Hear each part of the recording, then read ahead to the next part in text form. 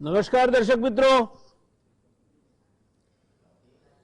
આજે આપણે આપણા બીજા એક પાડોશી દેશમાં સત્તા પલટો થયો છે, એની અસરો ભારત પર શું પડશે અને ખરેખર હકીકત શું છે, શું અસર પડી શકે તે બાબતે ચર્ચા કરવાની છે। એક બાજુ જેમ નેપાળ, બાંગ્લાદેશ આ બધા દેશો આપણા પાડોશી છે, તેમ અત્યારે મ્યાનમાર તરીકે ઓળખાતું બર્મા પણ આપણું પાડોશી છે। ભારતના આ પાડોશી દેશ મ્યાનમારમાં સેનાએ રવિવાર તારીખ 31મી જાન્યુઆરીની અડધી રાત્રે 2 વાગે સત્તા પલટો કરી લીધો છે। લશ્કરની માલિકી ધરાવતી મ્યાનમારની ટીવી ચેનલે જાહેરાત કરી હતી કે દેશભરમાં 1 વર્ષ માટે કટોકટી લાગી ગઈ છે અને બંધારણનું રક્ષણ કરવા માટે આ પગલું ભરાયું છે। ત્યાંના લોકપ્રિય નેતા અને સ્ટેટ કાઉન્સિલ આંગ સાન સુ તથા રાષ્ટ્રપતિ વિન મિન્ટ સહિત અનેક નેતાઓની ધરપકડ કરવામાં આવી છે। દુનિયાના અનેક દેશોએ તેની નિંદા કરી છે। ભારતે પણ આ પરિસ્થિતિ અંગે ચિંતા વ્યક્ત કરી છે। દેશમાં છેલ્લા 10 વર્ષથી લોકતાંત્રિક સરકાર હતી, જ્યારે તેના અગાઉ 2011 સુધી અહીં સૈન્ય શાસન જ હતું। દેશમાં 48 વર્ષ સુધી સૈન્ય શાસન સહન કરી ચૂકેલી મ્યાનમારની જનતા આ સત્તા પલટાથી દુઃખી છે। સવારે જ્યારે લોકોને અડધી રાતે થઈ ચૂકેલા સત્તા પલટા અંગે જાણ થઈ, ત્યારે લોકોએ બજારોમાં જઈને મોટા પાયે ખરીદી શરૂ કરી હતી। સામાન્ય જનતા પાસે અત્યાર સુધી જરૂરી માહિતી નથી। કોરોના મહામારીના કારણે દેશમાં નોકરી અને કારોબાર પર અવળી અસર થઈ છે। આર્થિક રીતે પરેશાન લોકો ધરણા દેખાવો કરી રહ્યા છે। આ દરમિયાન મ્યાનમારમાં મિલિટરી શાસન લગાવી દેવાયું છે। લોકો વ્યસિત અને ગુસ્સામાં છે। આ સત્તા પલટો કેમ થયો? ગઈ તારીખ 8 નવેમ્બરે મ્યાનમારમાં સામાન્ય ચૂંટણી યોજાઈ હતી। તેમાં આંગ સાન સુના પક્ષે બંને ગૃહોમાં થઈને 396 બેઠક મેળવી હતી। તેમના પક્ષે નીચેના ગૃહમાં એટલે કે લોઅર હાઉસની 330માંથી 258 અને અપર હાઉસ એટલે કે આપણે જેને રાજ્યસભા કહીએ છીએ તે ઉપરના ગૃહમાં 138માંથી 138 બેઠકો મેળવી હતી। મ્યાનમારના મુખ્ય વિપક્ષ યુનિયન સોલિડેરિટી એન્ડ ડેવલપમેન્ટ પાર્ટીએ બંને ગૃહમાં થઈને માત્ર 33 બેઠક મેળવી હતી। આ પક્ષને સેનાનું સમર્થન હાંસલ હતું। આ પાર્ટીના નેતા થાન હિતે છે, જે સેનામાં બ્રિગેડિયર જનરલ રહી ચૂક્યા છે। સેનાએ ચૂંટણીમાં સુની પાર્ટી પર ગેરરીતિ આચરવાનો આક્ષેપ લગાવ્યો છે, જે રીતે અમેરિકામાં પણ આવો જ આક્ષેપ તેના તત્કાલીન પ્રમુખે લગાવ્યો હતો। આ અંગે સેનાએ સુપ્રીમ કોર્ટમાં રાષ્ટ્રપતિ અને ચૂંટણી પંચને ફરિયાદ કરી હતી, જેને સુપ્રીમ કોર્ટે ફગાવી દીધી છે। રોહિંગ્યા મુસ્લિમોની જે સ્થિતિ છે તે મુદ્દે આંગ સાન સુ કીની સરકારની ભારે ટીકા થઈ હતી। આમ તો લશ્કરી વડા રોહિંગ્યા મુસ્લિમોના કટ્ટર વિરોધી ગણાય છે, પરંતુ સત્તા હાથમાં લેવા માટે સૈન્યના ઉચ્ચ અધિકારીઓએ દેશમાં માનવ અધિકારોનું પાલન થતું નથી એવો પણ મુદ્દો છેલ્લા કેટલાક સમયથી ઉઠાવ્યો છે। હવે મ્યાનમારની સત્તા સંપૂર્ણપણે સેનાના હાથમાં છે। સત્તા પલટા બાદ ત્યાં સેનાએ 1 વર્ષ માટે ઇમરજન્સી એટલે કે કટોકટીની જાહેરાત કરી છે।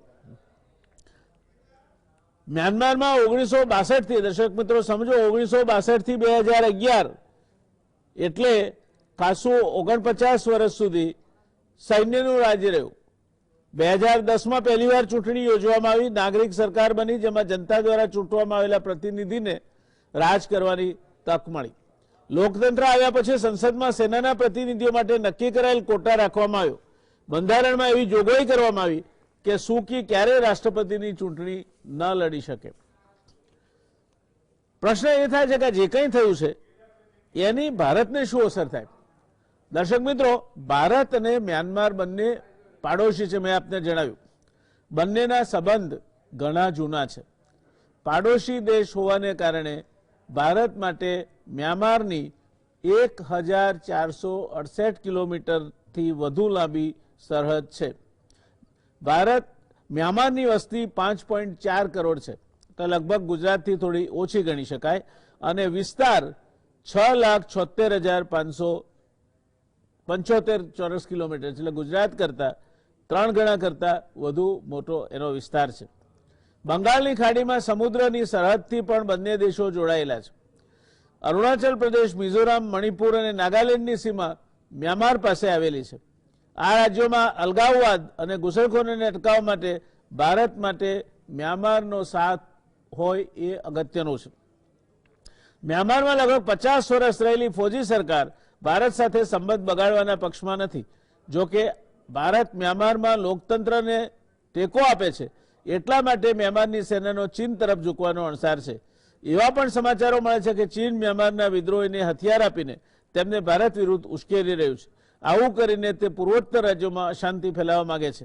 નેધરલેન્ડ્સના એમ્સ્ટરડમ આધારિત think tank European Foundation for South Asian Studies એના રિપોર્ટમાં આ દાવો કર્યો છે.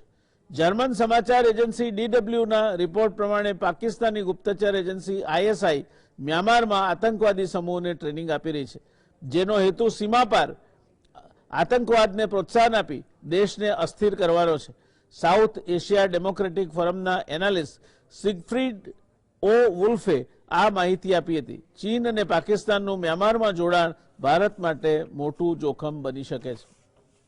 ભારતે મ્યાનમારમાં સૈન્ય મળવા અંગે ચિંતા વ્યક્ત કરતા પાડોશી દેશને કાયદો અને લોકતાંત્રિક શાસનને જાળવી રાખવાની અપીલ કરી છે. ભારતીય વિદેશ મંત્રાલયે એક નિવેદન જાહેર કર્યું છે. અમે મ્યાનમારમાં થયેલા ઘટનાક્રમ અંગે જાણકારી મેળવી રહ્યા છીએ. ભારત મ્યાનમારમાં હંમેશા લોકતંત્ર તરીકે સત્તા હસ્તાંતરણના પક્ષમાં રહ્યું છે. અમારું માનવું છે કે કાયદાનું શાસન અને લોકતાંત્રિક પ્રક્રિયા યથાવત રહેવી જોઈએ. અમે સંપૂર્ણ સ્થિતિ પર નજર રાખી રહ્યા છીએ. આ એકદમ રાજનૈતિક જેને કહેવાય અથવા તો કૂટનીતિ રમનાર લોકોનો જવાબ છે. આ અંગે વિદેશી બાબતોના જાણકાર રહીશસિંહ કહે છે કે મ્યાનમારના ઘટનાક્રમની અત્યારે ભારત પર કોઈ અસર નહીં પડે. તેની પાછળ 3 કારણ છે. પ્રથમ કે સંબંધ દેશ સાથે નક્કી થાય છે, તેના શાસક સાથે નહીં. બીજું, મ્યાનમાર સાથે આપણા સંબંધ ત્યારથી સારા થવાનું શરૂ થયું હતું કે જ્યારથી ત્યાં માર્શલ લો એટલે કે સેનાનું શાસન હતું. ત્રીજું, મ્યાનમારને ભારતની જરૂર છે, માટે તે પોતે ભારતથી અલગ થવા અથવા સંબંધ બગાડવાનું નહીં ઈચ્છે. રહીશસિંહે કહ્યું છે કે ભારત એક લોકશાહી દેશ છે, માટે મ્યાનમારમાં જ્યારે સેનાનું શાસન છે ત્યારે આપણે જાતે મિત્રતાની પહેલ ન કરવી જોઈએ. જો કે ત્યાં સેનાનું શાસન લાગવાથી ચીન મ્યાનમાર સાથે સંબંધો વધારી શકે છે, જે આપણા માટે ચિંતાજનક હશે. અમેરિકા અને ઓસ્ટ્રેલિયા શું કહે છે આ મુદ્દે, દર્શક મિત્રો? કારણ કે આપણે વારે ઘડીએ આ સંગઠનની ક્વાડની વાત કરીએ છીએ. તો વ્હાઇટ હાઉસના સ્પોક્સપર્સન જેન સાફીએ કહ્યું છે કે મ્યાનમારમાં સેનાના પગલા અંગે પ્રેસિડેન્ટ જો બાઇડનને બ્રીફ કરાય છે. આ મુદ્દે અમેરિકન રિજનલ પાર્ટનર્સ સાથે કોન્ટેક્ટમાં છે. અમે મ્યાનમારમાં લોકતંત્રનું સમર્થન કરીએ છીએ. મ્યાનમારની સેનાને ચેતવણી આપતા અમેરિકાએ કહ્યું છે કે અમેરિકાએ તાજેતરની ચૂંટણીમાં પરિણામોને બદલવા કે મ્યાનમારની લોકતાંત્રિક વ્યવસ્થામાં અડચણ ઊભી કરવાના પ્રયાસનો સખત વિરોધ કર્યો છે અને જો આ તખ્તાપલટ ખત્મ નહીં થાય તો જવાબદાર લોકોની વિરુદ્ધ કાર્યવાહી કરીશું. ઓસ્ટ્રેલિયાએ પણ મ્યાનમારમાં બનેલી સ્થિતિ અંગે ચિંતા વ્યક્ત કરી છે. દેશના વિદેશ મંત્રી મારિસ પેને સેનાને કાયદાના શાસનનું સન્માન કરવા અને ખોટી રીતે કસ્ટડીમાં લેવાયેલા તમામ નેતાઓને તાત્કાલિક છોડી મૂકવા માટે કહ્યું છે. તેમણે કહ્યું છે કે ઓસ્ટ્રેલિયાની ચૂંટણી પ્રક્રિયા પછી ચૂંટાયેલી નેશનલ એસેમ્બલીની શાંતિથી રચનાનું મજબૂતાઈથી સમર્થન કરે છે. એટલે તમારે ત્યાં ચૂંટણી થઈ ગઈ, ચૂંટણીના પરિણામો આવી ગયા, અને તે પણ કેવા પરિણામો કે જે પક્ષ ચૂંટાયો એને બંને ગૃહોમાં થઈને 396 બેઠક મળી અને વિરોધ પક્ષે જે સેનાના બ્રિગેડિયર જનરલનો પાર્ટી છે એને બંને ગૃહમાં થઈને 33 બેઠક મળી. આ 33 બેઠકવાળો જોર મારે છે કે ઇલેક્શન બરાબર નહોતું, એમાં ગેરરીતિઓ થઈ હતી, માટે એને રદ કરવું જોઈએ. સુપ્રીમ કોર્ટમાં જાય, સુપ્રીમ કોર્ટે ના કહી એમાં કોઈ ગેરરીતિ છે નહીં, અમે એ રદ કરવાની વાત નહીં માનીએ અને એમણે આ અરજી કાઢી નાખી. આ પાર્ટી જે છે એ વિપક્ષમાં એના થાન હિતે કરીના નેતા છે, જે સેનામાં બ્રિગેડિયર જનરલ રહી ચૂક્યા છે. સેનાએ ચૂંટણીમાં સુની પાર્ટી પર ગેરરીતિ આચરવાનો આક્ષેપ લગાવ્યો છે. અત્યારે આ ગેરરીતિ આચરવી એ એક સામાન્ય આક્ષેપ થઈ ગયો છે, જે સેનાએ અત્યારે જે લોકશાહી સરકાર હતી તેના પર લગાવ્યો છે. ભારત લોકશાહી દેશ છે, લોકશાહીનું સમર્થન કરે છે. બીજું, એનું બર્મા સાથે 1400 કિલોમીટર કરતા વધારે મોટી સરહદ છે. એના 4 રાજ્યો સીધી રીતે મ્યાનમાર એટલે કે બર્માની સરહદને અડે છે. સરહદ પાર થતી પ્રવૃત્તિઓ, એ પછી રોહિંગ્યા હોય કે પાકિસ્તાન આતંકવાદની ટ્રેનિંગની હોય, એ હંમેશા ભારત માટે ચિંતાનો વિષય બની શકે છે. અરુણાચલ પ્રદેશ, મિઝોરામ, મણિપુર અને નાગાલેન્ડની સીમા પાર આ મ્યાનમાર આવેલું છે. મ્યાનમાર દરિયાની દ્રષ્ટિએ જોઈએ તો અરબી સમુદ્રમાં જે એનો બંગાળનો અખાત છે તેમાં પણ એનું એક બારું છે. આમ એક કરતાં વધારે કારણસર બર્મા એટલે કે મ્યાનમાર આપણા માટે વ્યૂહાત્મક અગત્યતા ધરાવતો દેશ છે. ત્યાં હવે મિલિટરી શાસન આવ્યું છે. શું થશે એ ચર્ચા કરવા માટે આજે આપણી પાસે 3 વિદ્વાન પેનલિસ્ટ ઉપલબ્ધ છે. એમ્બેસેડર ડોક્ટર કેતન શુક્લા છે, ડોક્ટર અમિતભાઈ ધોળકિયા છે. આ બેમાંથી એકેને હું નથી માનતો કે કોઈ ઓળખાણના અથવા પરિચયના મોહતાજ હોય. એ જ રીતે એર કોમોડોર કેદાર ઠાકર પણ આ ચર્ચામાં આપણી સાથે જોડાવાના છે. એટલે એક અતિ સક્ષમ કહી શકાય એવી પેનલ આ મુદ્દે આપણી સાથે છે. આપણે શરૂઆત કરીશું કેતનભાઈ આપનાથી. મ્યાનમારમાં જે સત્તા પલટો થયો અને જે મિલિટરી જુન્ટાનું શાસન આવ્યું છે એ બાબતમાં શું કહેવું છે આપને? એનાથી ભારતને શું અસર થાય? ભારતનો પાડોશી દેશ છે, વધુ એક પાડોશી દેશ, વધુ એક સરહદ ભારત માટે સંવેદનશીલ બની, એવું આપ માનો છો?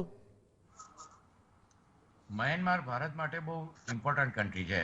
આપણે જે કહ્યું બોર્ડર છે, પણ એમાં સૌથી અગત્યની આપણી જે પોલિસી છે, act East and looking neighbourhood first, એટલે આ બંને પોલિસીમાં મ્યાનમારનો બહુ મહત્વનો ભાગ રહેશે. કારણ કે આપણે આમાં ઘણા પ્રોજેક્ટ શરૂ કર્યા છે કે ઇન્ડિયાથી થાઈલેન્ડ એટલે કે 1360 કિલોમીટરનો રોડ 70 બ્રિજો સાથે થાઈલેન્ડ સુધી બનાવવાનો, પછી આગળ જતા વિયેટનામ સુધી જવાનો. કલકત્તાથી KMTP રોડ એટલે કે એક આપણે મ્યાનમારમાં સિત્વે એરપોર્ટ ડેવલપ કર્યું છે, એ 2008 કિલોમીટર, એટલે મલ્ટી ટ્રાન્ઝિટ ટ્રાન્સપોર્ટ પ્રોજેક્ટ.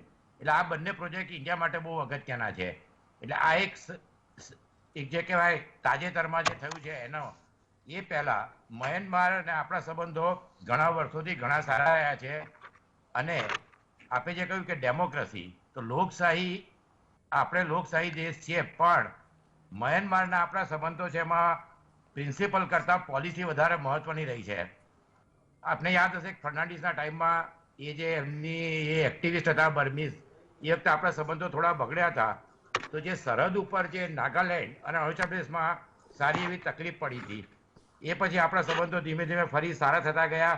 અને 2019માં આપણે મ્યાનમાર જોડે જુલાઈમાં ડિફેન્સ કોઓપરેશન એગ્રીમેન્ટ સાઇન કર્યો છે. આપણા ફોરેન સેક્રેટરી અને chief of defence staff Myanmar 19 foreign office consultation માટે ગયા હતા. અને આપણે તાજેતરમાં જ મ્યાનમારને ડિફેન્સમાં સેના ટોર્પિડોઝ અને એક સબમરીન INS સિંધુવીર હાલમાં જ આપી છે. 22મી જાન્યુઆરી આપણે કોવિશિલ્ડના 15 લાખ એમને વેક્સિન આપવામાં આવ્યા છે. અને આપણે એમના જે 4th લાર્જેસ્ટ ટ્રેડ પાર્ટનર છે, એટલે એમના જે 25% એક્સપોર્ટ છે એ ઇન્ડિયામાં થાય છે. એટલે આમ બધી રીતે આપણે જોવા જઈએ તો એક તો ચાઇનાની નેવલ પ્રેઝન્સ એટલે સિત્વે આપણો જે મહત્વનો પ્રોજેક્ટ છે કે આપણે થાઈલેન્ડ અને વિયેટનામ સુધી આપણા રસ્તાથી જોડી શકીએ. બીજી અગત્યની વસ્તુ જે આપણે કહીએ કે જે આ નાગાલેન્ડ છે, નાગાલેન્ડના CKYL ગ્રુપ અને NSC-NCK ગ્રુપ, જેણે નાગા એગ્રીમેન્ટ સાઇન 2015માં નથી કર્યો, તો એને માટે પણ સૌથી અગત્યની વસ્તુ એ છે કે આપણા મ્યાનમાર સાથેના બોર્ડર પર સંબંધો ખૂબ જ સારા રહે. અને એને માટે 2015માં ઇન્ડિયન આર્મી એક સ્ટ્રાઇક કર્યો હતો અને નાગારી જે કેમ્પ હતા એ ડિસ્ટ્રોય કર્યા હતા. એ પછી આપણે 2 વાર સનસાઇન ઓપરેશન મ્યાનમાર જોડે જોઈન્ટલી કર્યું છે. અને security and growth for all the region Sagar project, એમાં મ્યાનમારનું બહુ જ મહત્વનું સ્થાન રહેલું છે. 2015માં મ્યાનમારના પ્રેસિડેન્ટ અહીંયા આવ્યા હતા, 2019માં આપણા PM, 2015 અને 2017માં મ્યાનમાર ગયા હતા. પછી આપણે ઉવિન પણ અહીંયા આવ્યા હતા. એટલે આપણે જોવા જઈએ તો કે જે સંબંધો ઉપરના લેવલે છે એ ખૂબ મહત્વના છે. આંકાઈસુનું એક મહત્વનું કારણ એ છે કે એમના જે ફાધર હતા આંગસુને એમનું 1948માં એસેસિનેશન થયું હતું. એ પછી એમની પત્નીને એમ્બેસેડર તરીકે ઇન્ડિયામાં નીમવામાં આવ્યા હતા અને એમનું ગ્રેજ્યુએશન ઇન્ડિયામાં થયું છે. એટલે એમના જે ઇન્ડિયા જોડે જે સંબંધો છે એ ઘણા સારા છે. 1991માં એમને નોબેલ પ્રાઇઝ મળ્યો, એટલે જે કહેવાય કે વિશ્વમાં એક બહુ મહત્વની કહેવાય. 1990માં ઇલેક્શન જીતી ગયા હતા, પણ આર્મી એમને સોંપ્યું નહોતું. એ પછી જે આપણે મ્યાનમારની જે કાયમ સ્થિતિ છે, ટર્બ્યુલન્સ વાળી રહે છે, ચાઇનાનું ઇન્ટરફિયરન્સ છે, રોહિંગ્યા છે, કન્ટ્રી છે એ થેરાવાદ બુદ્ધિઝમનો કન્ટ્રી છે. પણ એમાં મુશ્કેલી એ છે કે જે આપણે શ્રીલંકાની જેમ એ બુદ્ધિઝમ છે, દલાઈ લામા જેવી રીતે આક્રમણો કરતા હતા, એ થોડો એગ્રેસિવ છે. એટલે એની લીધે જે બુદ્ધિઝમના થેરાવાદી બુદ્ધિસ્ટ છે અને જે આર્મી છે એ લોકોના સંબંધો ઘણા સારા છે. આર્મીને 25% સીટો આપવામાં આવી હતી, પણ ઇલેક્શન જીત્યા પછી પણ બીજી વાર એક તો કોન્સ્ટિટ્યુશને એમને પ્રેસિડેન્ટ કેમ ના બનાવ્યા, કારણ કે ત્યાં એક કોન્સ્ટિટ્યુશનમાં રૂલ છે કે જે વ્યક્તિ બ્રિટિશના પરણેલા હોય અથવા એમના છોકરા હોય, એટલે એ એમના જે હસબન્ડ હતા એ બ્રિટિશ હતા, એ 1998માં ગુજરી ગયા, એમના છોકરાઓની પણ બ્રિટિશ પાર્ટી, એટલા માટે એ લોકોએ એની અંદર કોન્સ્ટિટ્યુશનમાં નવું પ્રાઇમ મિનિસ્ટરનું પદ ઊભું કર્યું અને એ એને એટલે જે કહેવાય કે પ્રાઇમ મિનિસ્ટર તરીકે નિમાયા. એમની છબી થોડી વિશ્વમાં ધોખલી થઈ છે. એમણે હ્યુમન રાઇટમાં જોઈએ એવા પ્રયત્નો કર્યા નહીં એ છે, પણ દરેક કન્ટ્રી અત્યારે એ જુએ છે કે વ્યક્તિ મહત્વનો છે કે દેશ. એટલે બિડેને સ્ટેટમેન્ટ આપ્યું છે, ઓસ્ટ્રેલિયાએ આપ્યું છે, અને બિડેનના આવ્યા પછી અત્યારે જે ટ્રાન્ઝિશન ચાલે છે, એટલે અમે એમ કહી શકાય એક રીતે કે ચાઇના એ સ્ટેબલ થાય એ પહેલા એમની મિલિટરીનો ચાઇના જોડે સંબંધો ખૂબ જ સારા રહ્યા છે. એટલે આપણે એને માટે બી એની પર ધ્યાન રાખવું જોઈએ. પણ હાલના તબક્કે મ્યાનમાર સાથેના આપણા સંબંધો ખૂબ જ ગાઢ છે. એટલે અને જે બોર્ડર છે એમાં બંને દેશો માટે બહુ અગત્યની વસ્તુ છે.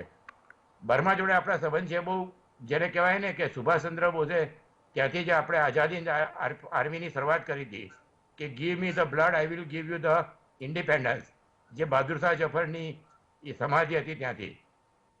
એટલે બર્માના આપણા સંબંધો છે જે ગાઢ છે એ જોતા આર્મી, કલ્ચરલ, સોશિયલ અને પોલિટિકલ હાલના તબક્કે ઇમિડિયેટલી તો આપણે સંબંધો સારા રહેશે. અને આની પર આપણે ધ્યાન રાખવું જોઈએ કે કારણ કે આપણા આમાં સંરક્ષણ, કાઉન્ટર ટેરરિઝમ અને જે કહેવાય કે સાર્વભૌમત્વ અને આજુબાજુના જે જીઓપોલિટિકલી બહુ મહત્વનો દેશ છે. આપણે જોવા જઈએ તો બર્મા જે કહેવાય એમાં ગુજરાતીઓ બહુ મોટી સંખ્યામાં હતા. એવી 2 વાર 1942માં આવ્યા અને પછી 1962માં આવ્યા. તો એની અંદર આપણે જોઈએ તો જે કહેવાય કે બુદ્ધિઝમ ત્યાં ઇન્ડિયાથી ગયું હતું. એટલે આપણે બંગાળમાં એને સ્વર્ણ ભૂમિકા છે, લેન્ડ ઓફ લોટસ. તમને યાદ હશે કે બહુ શરદચંદ્ર ચટ્ટોપાધ્યાયની શ્રીકાંત કરીને એક નોવેલ હતી. તો બંગાળીઓની જે સાહિત્ય છે એનું પણ બહુ મહત્વ છે. હિસ્ટોરિકલી આપણે તિલક અને બીસી પાલને ત્યાં માંડલેમાં રાખ્યા હતા. આપણા લાસ્ટ કિંગ જફર ત્યાં આગળ એમનું અવસાન થયું હતું. અને જે બર્માના કિંગ હતા એમને 1885માં બ્રિટિશે થિબોમિનને રત્નાગીરીમાં રાખ્યા હતા. એટલે આમ જોવા જઈએ તો આપણે કહેવાય કે વર્ષોથી આપણા સંબંધો છે કલ્ચરલી, પોલિટિકલી, સોશિયલી અને ઇકોનોમિકલી અને સાથે સાથે જીઓ સ્ટ્રેટેજિક એટલે કે આર્મી. એટલે આ બધી રીતે જોતા આપણે આની પર જે ચાંપતી નજર રાખવી જોઈએ. પણ હાલના તબક્કે આપણા સ્ટેટમેન્ટ બેલેન્સ આવવા જોઈએ, કારણ કે ચાઇનાનું ત્યાં પ્રભુત્વ છે અને ચાઇનાનું સ્ટેટમેન્ટ મોટેભાગે એ જ આવશે કે આ ઇન્ટરનલ મેટર છે, એટલે થાઈલેન્ડની જેમ. એટલે અમે આમાં કશું કરવા તૈયાર નથી, એટલે ઇન્ટરનલ મેટર એમની જાતે સોલ્વ કરે. એટલે આપણે જે કહેવાય કે અમેરિકાનું જે સ્ટેટમેન્ટ છે કે ડેમોક્રેસીને આપણે સપોર્ટ કરીએ છીએ, પણ હાલના તબક્કે આપણે ઇમિડિયેટલી આમાં ખાસ કંઈ બહુ મોટી ચિંતા કરવા જેવું નથી, પણ ચાંપતી નજર રાખવાની જરૂર છે. પ્રિન્સિપલ કરતાં પોલિસી વધારે ઇમ્પોર્ટન્ટ છે. એટલે આપણે આપણા હિતોનું વધારે ધ્યાન રાખવું જોઈએ. એટલે એ અત્યારની પરિસ્થિતિમાં આ એક જે કહેવાય કે આપણે હાલમાં જ આપણે ફોરેન ઓફિસ કન્સલ્ટેશન થયા છે, એમને સબમરીન આપી છે, ગ્રેનેડ્સ આપ્યા છે. એટલે આપણા જે સંબંધો છે અને આગળ જતાં આપણો જે લુક ઈસ્ટ પોલિસી છે એને માટે સૌથી અગત્યનો, કારણ કે આપણે બે ઓફ બેંગાલ અને જે રસ્તો છે એ રસ્તો આખો મ્યાનમાર, થાઈલેન્ડ, વિયેટનામ સુધી જશે. એક વસ્તુ આમાં નોંધવા જેવી છે, જે આપણે ફોરેન પોલિસીમાં બી એ લોકોએ અત્યારે થોડા વખત પહેલાં લખ્યું હતું કે આપણા જે પ્રોજેક્ટ છે એનું ઇમ્પ્લિમેન્ટેશન છે એ ચાઇનાના હિસાબે સ્લો છે. એટલે આપણે જેમ બને એમ જલ્દી પ્રોજેક્ટો ત્યાં આગળ પૂરા કરી અને આ રસ્તા પૂરા કરી અને જે કહેવાય કે આપણા હિતમાં જે સૌથી અગત્યની વસ્તુ છે એનું સૌથી વધારે ધ્યાન રાખવું જોઈએ. જી ધન્યવાદ.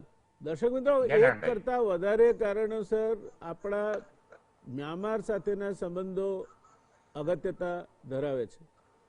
આ થઈ વિદેશ નીતિને લગતી બાબત. અને ડૉક્ટર કેતનભાઈ વિદેશ નીતિના નિષ્ણાત છે, એના પ્રેક્ટિશનર છે.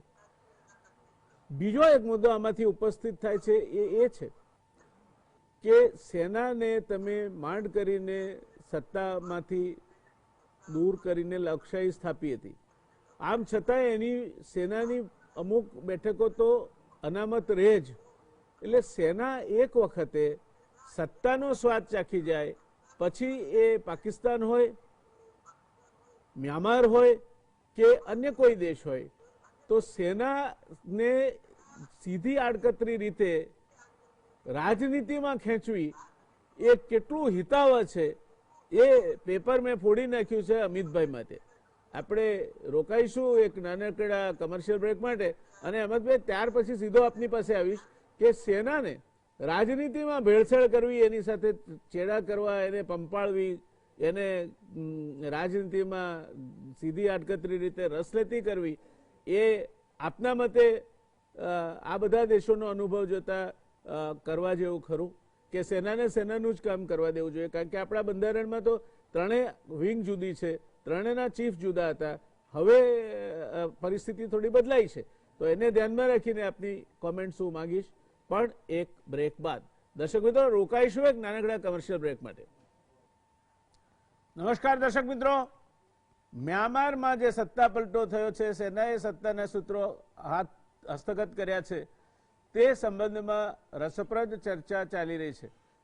એક વિદેશ નીતિના નિષ્ણાતે એમની વાત આપણને કહી શું કરવું જોઈએ, શું નહીં કરવું જોઈએ, આપણે ઉતાવળ કરવી જોઈએ, નહીં કરવી જોઈએ, બધી વાતો કરી. જઈશું સીધા પ્રોફેસર અમિતભાઈ ધોળકિયા પાસે. મેં મારો પ્રશ્ન અમિતભાઈ આપને કહી દીધો છે, આપ પ્લીઝ કેરી ઓન. મ્યાનમારના હળવાના સંદર્ભમાં પ્રશ્ન રજૂ કર્યો કે સિવિલિયન ઓથોરિટી, ડેમોક્રેટિકલી ઇલેક્ટેડ ગવર્નમેન્ટ અને મિલિટરી એસ્ટાબ્લિશમેન્ટ, આ બે વચ્ચે કયા પ્રકારના સંબંધો રહેવા જોઈએ, આ દ્રષ્ટિએ આપણે વાત કરીએ તો આ પ્રશ્ન હાલના સંદર્ભમાં હજી પણ મહત્વનો છે એવું કહી. જરૂર એ વાત સાચી છે કે મિલિટરી કૂઝની સંખ્યા હવે ઓછી થઈ ગઈ છે. અગાઉ 1950, 60 કે 70ના દાયકામાં જે રીતે લશ્કરી બળવાઓ થતા હતા એ હવે ઘણા ઓછા થાય છે, પરંતુ હજી પણ ખાસ તો ત્રીજા વિશ્વના દેશોમાં મિલિટરીનો એક રાજકીય રોલ આપણને જુદા જુદા દેશોમાં જોવા મળે છે. અને આપણા પડોશમાં પણ બાંગ્લાદેશ, પાકિસ્તાન, મ્યાનમાર, આ ત્રણેય દેશો એવા છે કે જેમાં જુદા જુદા સમયે મિલિટરીએ લાંબો સમય સુધી સત્તા ભોગવી છે અને લોહીયા રીતે જે કોઈ પણ ચૂંટાયેલા રાષ્ટ્રપ્રમુખ કે પ્રધાનમંત્રી હોય તેમની હત્યા કરીને ત્યાં સત્તાના સૂત્રો સંભાળેલા છે. મિલિટરી, હું એવું માનું છું, હંમેશા દેશની સરહદોની સુરક્ષા માટે જ હોય. મિલિટરીનો રોલ સામાન્ય રીતે એક્સટર્નલ સિક્યોરિટીની સાથે જોડાયેલો છે અને એ જ રીતે એ રહેવું જોઈએ. અને આ કામ કરવા માટે પ્રોફેશનલ મિલિટરી ફોર્સિસ હોય એ ખૂબ જરૂરી છે. અને આ પ્રોફેશનલ મિલિટરી ફોર્સ એટલે બિન રાજકીય એવું મિલિટરી ફોર્સ. સરકાર ચલાવવી, સરકારનું જે કંઈ પણ કામ છે તે દેશની આંતરિક બાબત છે અને એની સાથે મિલિટરી એક્સટર્નલ સિક્યોરિટી ફોર્સ જોડાયેલો નથી. દેશની આંતરિક સુરક્ષાને માટે એક જુદો ફોર્સ હોય છે જેને આપણે પોલીસ કે એવા ફોર્સિસનું નામ આપણે આપીએ છીએ. પેરામિલિટરી ફોર્સિસ પણ ક્યાંક ને ક્યાંક આંતરિક સુરક્ષા સાથે જોડાયેલો રહેતો હોય છે. ભારતની જો આપણે વાત કરીએ તો આપણા સદનસીબ છે કે બ્રિટિશ શાસને આપણા દેશમાં પ્રોફેશનલ આર્મીનો પાયો નાખ્યો.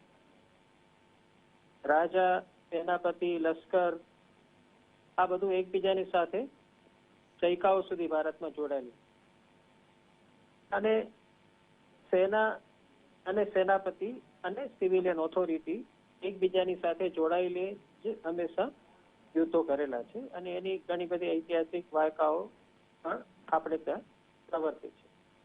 પણ રાજા પોતે પણ લશ્કરી રીતે સુસજ્જ હોય, એનામાં લશ્કરી ક્ષમતા હોય એવું હંમેશા આપણી સંસ્કૃતિમાં, આપણા ઇતિહાસમાં એક અપેક્ષા રાખવામાં આવી છે કે રાજા પોતે પણ લડવા માટે સક્ષમ હોય.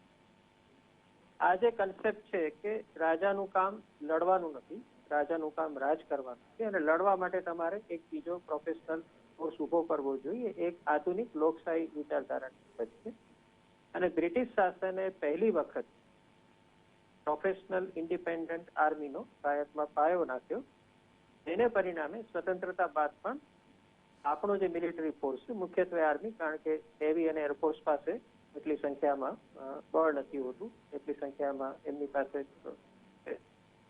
જવાનો નથી હોતા કે જે આ પ્રકારે કોઈ પણ રીતે સિવિલિયન કામમાં જોડાઈ શકે. એટલે આપણી આર્મીને સ્વતંત્રતા બાદ પણ જવાહરલાલ નહેરુએ એક દીર્ઘ દ્રષ્ટિ વાપરીને સિવિલિયન ઓથોરિટીને સબોર્ડિનેટ રાખેલી. આર્મીના જે પાવર્સ છે તેને એવી રીતે નિયંત્રિત કરવામાં આવ્યા કે આંતરિક ભારતનું જે કોઈ પણ રાજકારણ છે અને આંતરિક જે કોઈ પણ બંધારણીય પદ્ધતિ છે એમાં મિનિમમ એમનો હસ્તક્ષેપ રહે.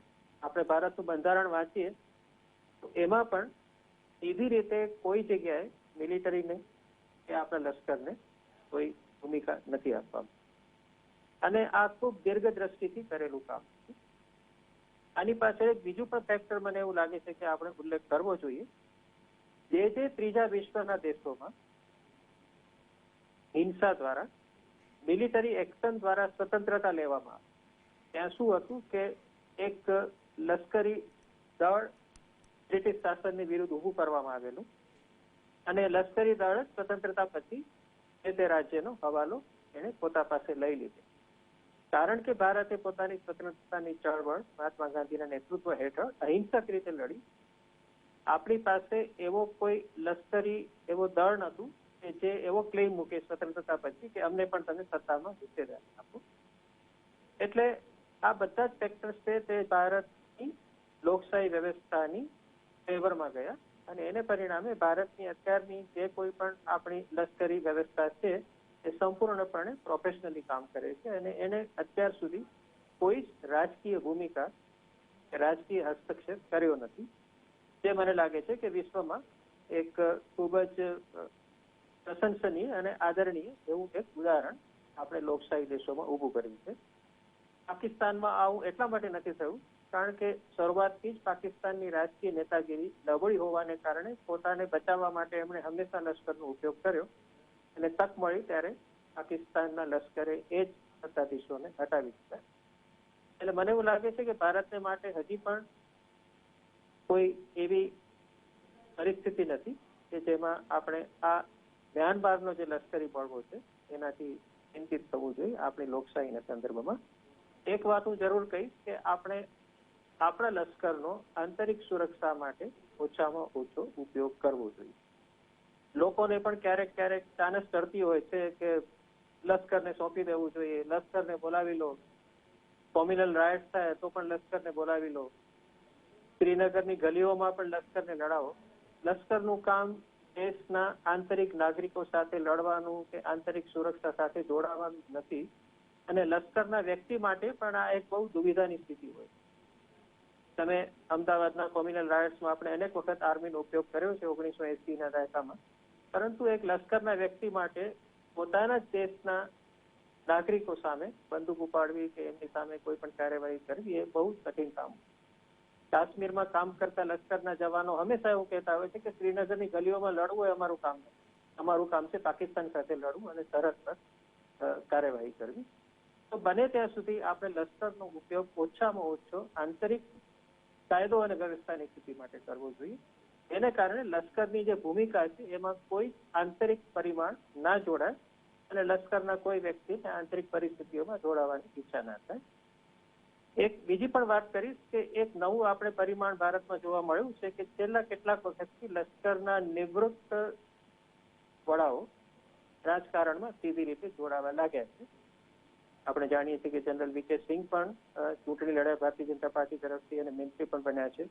એ રીતે કેટલાક અન્ય લશ્કરી ઉચ્ચ અધિકારીઓ પણ નિવૃત્તિ પછી સીધી રીતે રાજકારણમાં જોડાવા લાગ્યા છે. તો આ એક ટ્રેન્ડ એવો છે કે જેની આપણે માનસિક રીતે નોંધ લેવી જોઈએ. હું એવું નથી કહી રહ્યો કે એને કારણે અત્યારે લશ્કરની કોઈ કાર્યવાહી પણ એના ઉપર અસર થાય છે, પરંતુ બને ત્યાં સુધી લશ્કરના અધિકારીઓ નિષ્પક્ષ રહે, નિવૃત્તિ પછી પણ રાજકીય કે વિચારધારાકીય સંઘર્ષોમાં ના જોડાય, એ મને લાગે છે કે આદર્શ પરિસ્થિતિ છે. જય નારાયણભાઈ.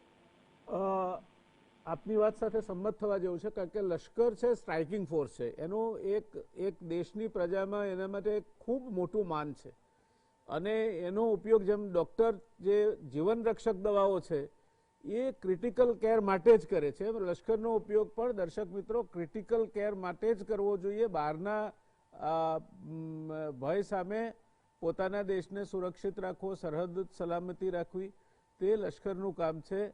રાજનીતિમાં લશ્કર અને જ્યુડિશરી આ બે જ્યાં સુધી ના આવે ત્યાં સુધી સારું, કારણ કે પછી એવું છે કે તમે પ્રમાણિક હો પણ પ્રમાણિક દેખાવું પણ, તટસ્થ હો પણ તટસ્થ દેખાવું પણ એટલું જ જરૂરી છે. એટલે આ એક ભયસ્થાન તરફ જે અમિતભાઈએ નિર્દેશ કર્યો, મને લાગે છે આપણે સૌએ આ સમજવા જેવી બાબત છે અને જેટલું સમજીને આની સાથે આપણે નિપટીએ તે વધારે યોગ્ય રહેશે. કેદારભાઈ, આપને મને એ પૂછવું છે કે આ બધી બાબતોમાં આ જે સૈન્ય છે, જે સ્ટ્રાઇકિંગ ફોર્સ છે, આપણી સેના છે, એ હંમેશા યુદ્ધમાં જોડાય, દોરાય, બલિદાનો આપે અને એવું જ કંઈક આપણે જ્યારે પૂર્વ પાકિસ્તાન એ જે અત્યારે બાંગ્લાદેશ છે તેના યુદ્ધમાં થયું હતું. ફિલ્ડ માર્શલ શામ માણેકશા, જનરલ જગજીતસિંહ અરોરા, એ બધા લોકો અને એમના માર્ગદર્શન નીચે અદ્ભુત પરાક્રમ કર્યું ત્રણેય વિંગે અને આપણે ધાર્યા કરતાં પણ વધુ રેકોર્ડ ટાઈમમાં પૂર્વ પાકિસ્તાનને નકશા પરથી હટાવીને બાંગ્લાદેશને પ્રસ્થાપિત કરી શક્યા. પણ ત્યાર પછી સિમલા કરારમાં જનરલ નિયાઝી અને એના અધિકારીઓને 1 લાખ જેટલા જવાનોને આપણે જે કેદ પકડ્યા હતા તે છોડી દેવાય, તે પ્રકારની પરિસ્થિતિનું નિર્માણ થાય, અથવા તો જ્યાં આર્મીએ અત્યંત શૌર્યથી, એવો જ કેસ જનરલ થિમૈયાના કિસ્સામાં પણ વર્ણવી શકાય. એવું જ આપણે 65ના યુદ્ધમાં પણ પાકિસ્તાન બોર્ડર પર સેનાના પરાક્રમ વિશે કહી શકીએ.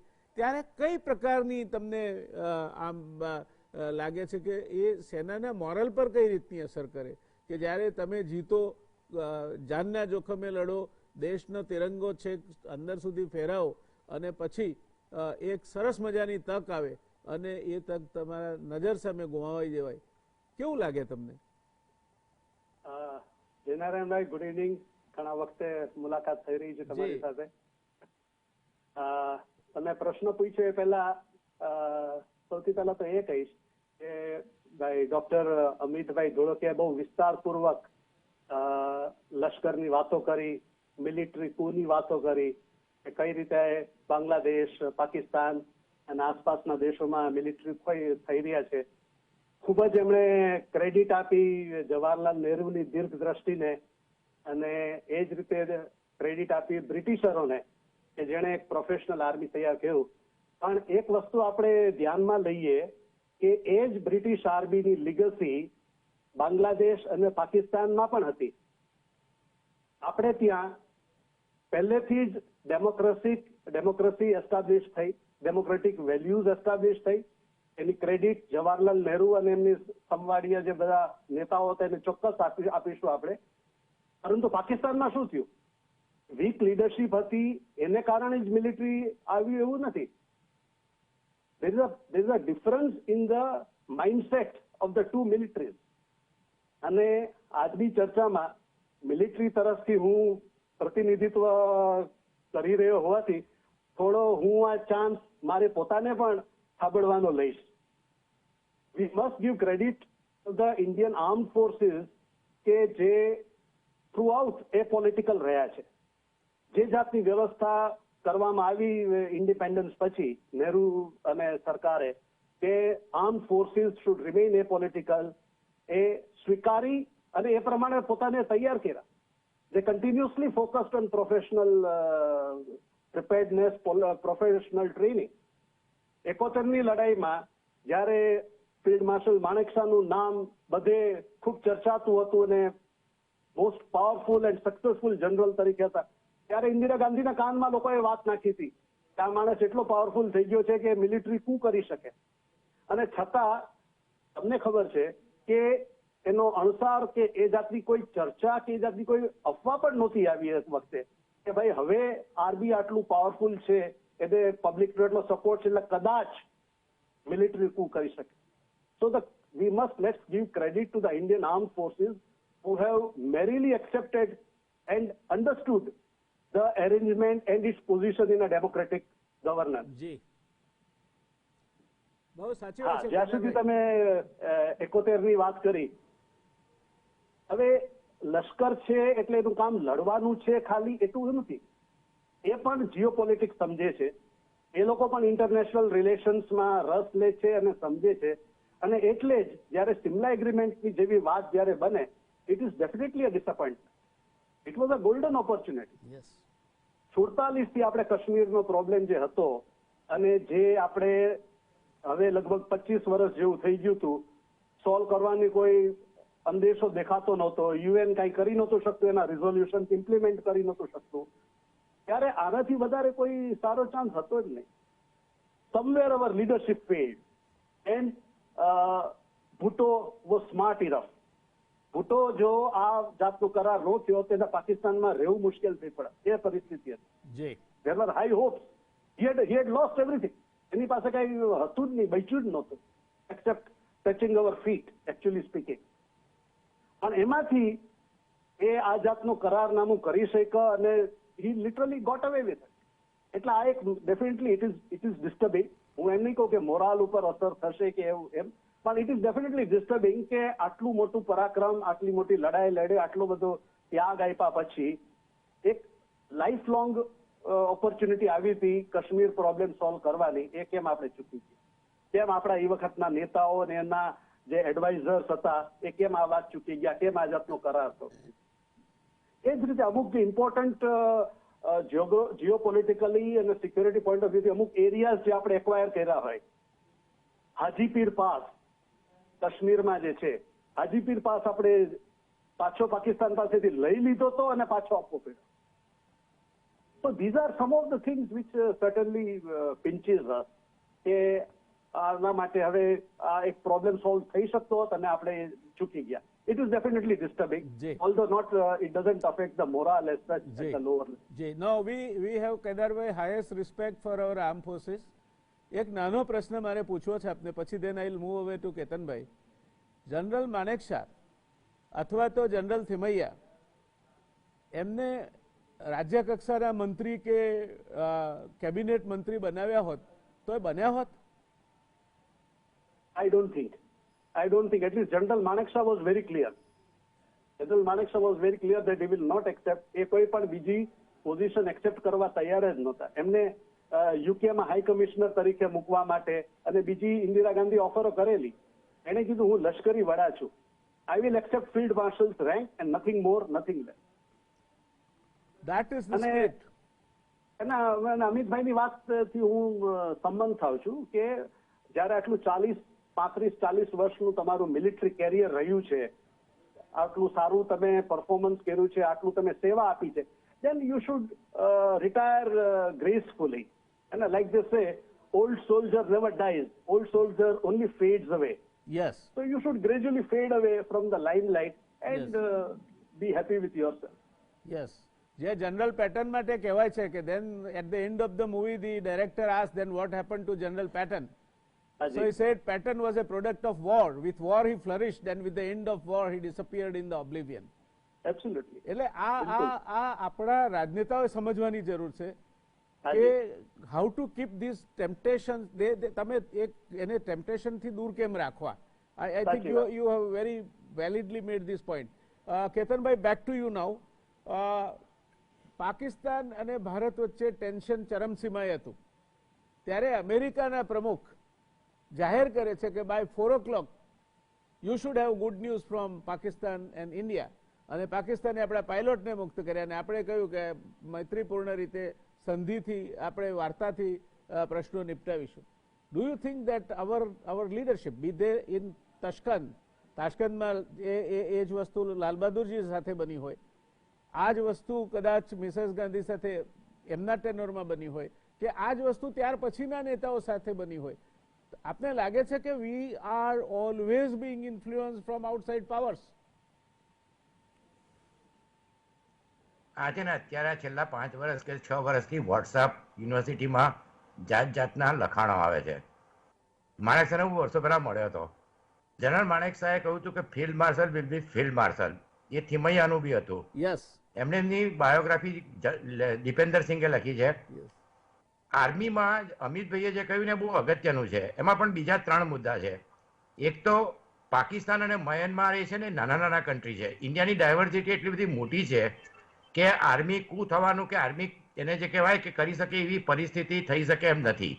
બીજી વસ્તુ જે આપણે તમે આઝાદી પહેલા જોયું કે ખાડિયામાં આર્મીએ માર્ચ કરી હતી, પછી 70-80માં આર્મીની ખાલી ફ્લેગ માર્ચ થાય તો પણ શાંતિ થઈ જતી હતી. લશ્કરનું કામ છે જે કહેવાય કે એમણે રાજકારણથી દૂર રહેવું જોઈએ. અમેરિકામાં આ ઇલેક્શનમાં સૌથી મહત્વનો મુદ્દો શું હતો કે army will not at all interfere. અને જે એમના FBI ડાયરેક્ટર અને આર્મીના ચીફ ઓફ જનરલ સ્ટાફે કહ્યું કે અમે આમાં પડીશું નહીં. એવી જ રીતે ઇન્ડિયામાં જનરલી આર્મીએ પોલિટિક્સમાંથી બહાર રહ્યા છે. અને એ એક બહુ અગત્યની વસ્તુ છે, કારણ કે લોકશાહીમાં સૌથી મહત્વની વસ્તુ એ છે કે તમે જે 4 સ્તંભ છે એની અંદર તમારે પોલિટિક્સ ના ઘૂસવા દેવું જોઈએ. અને આ એક બહુ મહત્વની વસ્તુ છે. એટલે અમિતભાઈનો જે મુદ્દો છે અગત્યનો છે કે જૂના જનરલો ઘણીવાર શોર્ટ્સ કમિશન વાળા 5 વર્ષની સર્વિસ પછી જે સ્ટેટમેન્ટ આપે છે એ આર્મી માટે જે કહેવાય કે આર્મીએ પોલિટિક્સથી દૂર રહેવું જોઈએ, એ બહુ અગત્યની વસ્તુ છે. માણેક સાહેબ રિફ્યુઝ કર્યું એ બહુ સારું હતું. ધન્યવાદ. Amitbhai, back to you. જે આખી વાત છે પાછે બર્મા તરફ લઈ જઈએ છીએ આપણે. બર્મામાં જે થયું એની આપણા પર શું એના પ્રત્યાઘાત આઘાત પડશે? આપણે હવે આ વાત કે આર્મીએ થવું જોઈએ, ઇન્ટરફિયર નહીં થવું જોઈએ, we have highest respect for our arm forces. એને હાલ પૂરતી આપણે એટલે જ રહેવા દઈએ. We shall continue to have that respect. પણ તમે 2 મુદ્દા પર મારે આપની કોમેન્ટ જોઈએ છે કે બર્મામાં જે કંઈ થયું હવે પછીના સમયમાં થશે. આપણે એવું કહીએ કે ચીન આપણને સહકાર આપે તો એ તો પીચ પર જઈને એવું કહેવા જેવું છે કે બોલર મને ફૂલટોસ બોલ આપે તો હું સેન્ચુરી મારું અથવા છગ્ગો મારું. એવું થવાનું નથી. ચીન એનું કામ કરવાનું છે, આપણે આપણું કામ કરવાનું છે. આ પરિસ્થિતિમાં જીઓપોલિટિકલ સિચ્યુએશન અને એસ્પેશિયલી તમારા ચિકન સ્નેકની પેલી બાજુના જે રાજ્યો છે they are becoming more and more volatile. ત્યારે શું પરિસ્થિતિ થશે આ જે બર્મામાં થયું છે એના કારણે? છે નારાયણભાઈ, તમારી વાત કરું એ પહેલા એક જ વાત કહેવું કેદારભાઈની વાતના સમર્થનમાં કહી કે બ્રિટિશ શાસન અને સ્વતંત્રતા પછીની ભારતની નેતાગીરી ઉપરાંત જરૂર હું ક્રેડિટ આપણા આર્મ ફોર્સિસને પણ આપીશ જે એ પોલિટિકલ અત્યાર સુધી રહેલા છે. હવે આપણે ફરી પાછા બર્મા પર આવી અથવા તો મ્યાનમાર પર આવી. સીધી રીતે જેમ કેતનભાઈએ કહ્યું એ પ્રમાણે કોઈ વિપરીત અસર ભારતની સુરક્ષા કે ભારતના આર્થિક હિતો પર પડે એવું દેખાતું નથી. એનું કારણ એ છે કે ભારત અને મ્યાનમાર વચ્ચે જે સંબંધો નોર્મલાઇઝ થવાના શરૂ થયા એ 1991ની સાલથી શરૂ થયા, પ્રધાનમંત્રી નરસિંહ રાવના સમયથી. અને ત્યારબાદ શ્રી અટલ બિહારી વાજપેયી એ સરકારે પણ આ જ પ્રક્રિયાને અને ત્યારબાદ મનમોહનસિંહજીએ પણ આ જ પ્રક્રિયાને આગળ ચાલુ રાખી. હવે આ સમયે પણ મ્યાનમારમાં લશ્કરી શાસન હતું. અને જેમ પાકિસ્તાનના સંદર્ભમાં ભારતે અભિગમ અપનાવ્યો છે કે પાકિસ્તાનમાં લોકશાહી સરકાર હોય કે લશ્કરી શાસન હોય, આપણે તો પાકિસ્તાનને પાકિસ્તાન તરીકે જોવાનું છે. એવી જ રીતે મ્યાનમારને માટે પણ ભારતનું વિદેશ નીતિનું વલણ આ જ રહ્યું છે કે મ્યાનમારમાં લોકશાહી સરકાર હોય કે લશ્કરી શાસન હોય, ભારતે ભારતના હિતોને ધ્યાનમાં રાખીને આગળ વધવાનું છે. અને લશ્કરી શાસન સાથે પણ આપણા ઘણા બધા સંધિઓ થયેલી જ છે. બલકે હું એવું કહીશ કે લશ્કરી શાસન સાથે જેટલી સંખ્યામાં સંધિઓ થઈ છે એના કરતા ઓછી સંખ્યામાં સંધિઓ આપણે છેલ્લા 5 વર્ષ કે 9 વર્ષના ગાળામાં આંગ સાન સ્યુ કીની સરકાર સાથે કરી. પહેલા તો આપણે એ વાત પણ સમજી લઈએ કે સ્યુ કીની સરકાર સંપૂર્ણપણે લોકશાહી હતી જ નહીં, કારણ કે એક હાઇબ્રિડ પ્રકારની સિસ્ટમ હતી જેમાં અધિકૃત રીતે બર્માની આર્મીને એક રોલ આપવામાં આવ્યો હતો અને ઘણે અંશે શ્યુકીએ વિશ્વને નિરાશ કર્યા કે એમણે આર્મીને અને આર્મીની ઈચ્છાને સરેન્ડર થઈને મોટા ભાગે પોતાનું શાસન ચલાવ્યું. એટલે એવું માનું લેવાની જરૂર નથી કે શ્યુકી ભારતના બહુ મોટા મિત્ર હતા અને લશ્કરી શાસન ભારતની વિરુદ્ધ જશે. શ્યુકીએ પણ એકચ્યુઅલી ચાઇના સાથે ઘણા સારા સંબંધો બાંધ્યા હતા અને 1 વર્ષ પહેલા જ એમણે બહુ મોટો ત્યાં મહોત્સવ યોજ્યો અને ચીનના પ્રમુખને મ્યાનમાર ઇન્વાઇટ કર્યા હતા. બેલ્ટ અને રોડ ઇનિશિયેટિવમાં મ્યાનમાર ચીનનો એક મહત્વનો પાર્ટનર બન્યું તો એ પણ શ્યુકીના સંમતિથી થયું, જેથી કરીને એને ઇન્ડિયન ઓશનમાં ચીનને એક મહત્વનો રોલ મળ્યો. રખાઈન રિજનમાં ચીન ત્યાં પોર્ટ પણ બનાવી રહ્યું છે, મોટા રસ્તાઓ બનાવી રહ્યું છે. એટલે સીધી રીતે એવું માની લેવાની જરૂર નથી કે લશ્કરી શાસન આવશે એટલે કંઈક ભારત વિરુદ્ધ એ કાર્યવાહી કરશે, પરંતુ જેમ કેતનભાઈ કહ્યું તેમ આપણે સાવચેતી રાખવાની જરૂર છે. મ્યાનમાર એ નેપાળ નથી. નેપાળમાં ચીન અને ભારતની વચ્ચે સીધી સ્ટ્રેટેજિક કોમ્પિટિશન ચાલી. મ્યાનમાર એ નેપાળ એટલા માટે નથી કે આપણે સીધી રીતે ચીન સાથે અહીંયા કોમ્પિટિશનમાં નથી. આપણું હિત માત્ર બોર્ડર પૂરતું છે અને નોર્થ ઈસ્ટ રિજન પૂરતું છે. અને ઠીક હદે ભારત અને મ્યાનમાર વચ્ચે હવે સહકાર પ્રવર્તી રહ્યો છે બોર્ડર મેનેજમેન્ટ માટે.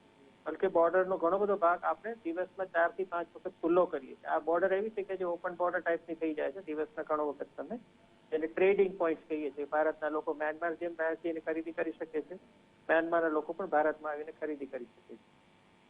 તો આપણે સાવચેત રહેવાની જરૂરત છે. ચીન ભારત કરતા ઘણું આગળ છે ઇન્વેસ્ટમેન્ટની દ્રષ્ટિએ અને રાજકીય પ્રભાવની દ્રષ્ટિએ. એટલે આપણે નાહક એમાં કોમ્પિટિશનમાં ઉતરવાની જરૂર છે. India will not be able to replace China as far as influence over Myanmar and Myanmar government is concern. પરંતુ આપણે આપણી એક ચોક્કસ ભૂમિકા બાંધી અને આપણા હિતો, આર્થિક હિતો ખાસ તો એને સુરક્ષિત રાખવાની મને લાગે છે કે આવશ્યકતા છે. નહીં કે સીધી રીતે અત્યારે ચાઇના સાથે કોઈ મ્યાનમારના સંદર્ભે કોમ્પિટિશનમાં આપણે ઉતરવાની જરૂર છે. Thank you. કેદારભાઈ, એનો અર્થ એ થયો કે આપણે ચીનને સ્વીકારીને ચાલવું પડે કે it is A super power or A bigger power. એટલે આપણા વિયેતનામના રસ્તામાં ચીન જો વચ્ચે આડસ મૂકી દે તો એ તમે નહીં હટાવી શકો. આ વાત આપણે સ્વીકારવા તૈયાર છે ખરા માનસિક રીતે? અને as an arm forces officer who has occupied a very superlative rank, આપને શું લાગે છે આ જે આપણા ચિકન સ્નેકની પેલી બાજુનો વિસ્તાર એટલે નાગાલેન્ડ, અરુણાચલ ને એ જે 6 રાજ્યો છે એને આ પ્રકારની પરિસ્થિતિમાં કંઈ ચાઇનાનું ઇન્ટરફિરન્સ વધે તો ત્યાં એ લોકો માટે એક બીજો નવો રસ્તો શરૂ થશે? we are running short of time.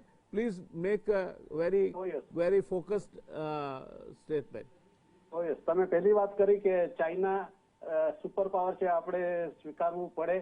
From the geopolitical point, yes, સ્વીકારવું પડશે, because we have to B practical કે અત્યારે ક્યાં આપણે છીએ અને ક્યાં ચાઇના છે. જ્યાં સુધી મિલિટરીની વાત છે ત્યાં હું નહીં સ્વીકારું, કારણ કે we are absolutely geared up, we are match to them in our theatre of operation. એટલે એમાં કોઈ આપણે સ્વીકારવાની જરૂર નથી કે they are superior to us કે એવી કોઈ વાત છે. જ્યાં સુધી આગળની વાત છે, ચાઇનાનો ઇન્ટરફિયરન્સની વાત છે, એ યસ, એમાં કોઈ મત નથી, કારણ કે અમિતભાઈ એમ કીધું આપણી એક તરીકે ઓપન બોર્ડર છે ચાઇના મ્યાનમાર સાથે. ક્લિયર બોર્ડર છે પણ ડિમાર્કેટેડ નથી. જંગલ છે, રિવરાઇન છે, બધો ટેરેન છે, ત્યાં બધું મુશ્કેલ છે. અને ઓફિશિયલી આપણે 15-16 કિલોમીટર સુધી આવવા જવા માટે છૂટ આપી છે લોકોને. બધી ટ્રાઇબ્સ એ જ છે બે તરફ, એટલા માટે થઈને. એટલે વોટ ઇઝ ઇમ્પોર્ટન્ટ ઇઝ કે આપણે ત્યાં મિલિટરી રેજીમ હોય કે સો કોલ્ડ ડેમોક્રેટિક રેજીમ હોય, આપણે એની સાથે એને સ્વીકારવું પડશે, સારા રિલેશન રહે. That is in our interest. કારણ કે આપણે જોયું છે કે જયારે આપણે કડક થયા છીએ એના મિલિટરી સાથે, ત્યારે એ લોકોએ આપણા જે ટેરરિસ્ટ અથવા એન્ટીનેશનલ ઓર્ગેનાઇઝેશન છે એને સપોર્ટ કર્યો છે. જયારે આપણે એને સાથ આપ્યો છે, એને સપોર્ટ કર્યો છે, ત્યારે એને પણ આપણને સપોર્ટ કર્યો છે. And that was most visible during last 2 years. દર્શક મિત્રો, આ બહુ સમજવા જેવી વાત છે. મ્યાનમાર નાનો કન્ટ્રી છે એમ સમજીને નહીં ચાલુ. એની વસ્તી ગુજરાતથી ઓછી છે, વિસ્તાર 3 ગણા કરતા વધારે છે ગુજરાતથી, અને ચીન ત્યાં પહોંચી ચૂક્યું છે. એટલે એને તમે જો કાંડું આંબળવા જશો તો એ બીજા હાથથી તમારા મોઢા પર લપડાક મારશે, પણ જો એને પંપાળશો તો એ તમને પંપાળશે. એટલે તમે એને એક દેશ તરીકે ત્યાં શાસન કયું છે, મિલિટરી શાસન છે, લોકશાહી શાસન છે, એની ચિંતામાં પડ્યા વગર તમારા હિતો જળવાય તે પ્રકારની વિદેશ નીતિ જો મ્યાનમાર સાથે રાખશો તો તમે સારા સંબંધો વિકસાવી શકશો, તમારા હિતો જાળવી શકશો. જો નહીં રાખો તો એ ટેરરિસ્ટ ગ્રુપોને પોતાના ત્યાં ઉછેરવા માટેની સવલત કરી આપશે. એટલે સરવાળે તમારે વેઠવાનું આવશે. આ વાત સાથે આપણે આજની ચર્ચાને અહીંયા વિરામ આપીએ. લેટેસ્ટ ડેવલપમેન્ટ જે મિલિટરી પોઈન્ટ ઓફ વ્યૂ થયું છે એની આજે ચર્ચા જ નથી કરી. કોણ જાણે કેમ અમિતભાઈએ કે કેદારભાઈએ એની ચર્ચા કરવાનું ઉચિત નહીં માન્યું હોય, અને તે છે CDS. એ આખું જે ડિસ્પેન્સેશન ઊભું થયું છે તેની આપણે વાત ગળી ગયા છે. ફરી કોઈ વાર કરીશું એની ચર્ચા. દર્શક મિત્રો, આજે આ ચર્ચાને આપણે વિરામ આપીશું. મળીએ ફરી આવતીકાલે એક નવું પેનલ, નવો મુદ્દો અને નવી વાત સાથે. ત્યાં સુધી શુભરાત્રી. ત્રણેય પેનલિસ્ટ અમારા અમિતભાઈ, કેદારભાઈ અને ભાઈ કેતનભાઈ આ ચર્ચાને પોતાના જ્ઞાનથી સભર અને રસપ્રદ બનાવવા માટે આપનો ત્રણેયનો તહે દિલથી આભાર. અમને આ રીતે સહકાર આપતા રહેશો એવી અપેક્ષા સાથે શુભરાત્રી.